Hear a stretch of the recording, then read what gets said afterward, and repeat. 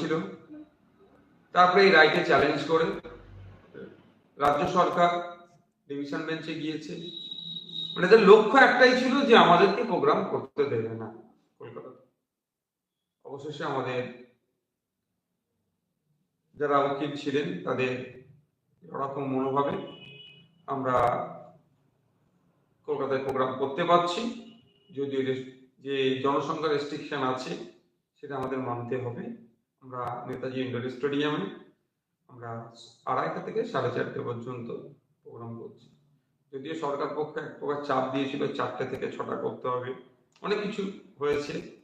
Advocate জেনারেলকে দাঁড় করিয়ে দিয়েছিল।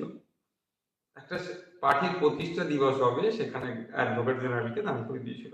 সে প্রসঙ্গে যাচ্ছি না। জানিয়ে রাখি, কলকাতা পুলিশের কাছে কলকাতায় কোনো জায়গায় স্টেজ বেঁধে এই ধরনের প্রোগ্রাম করতে গেলে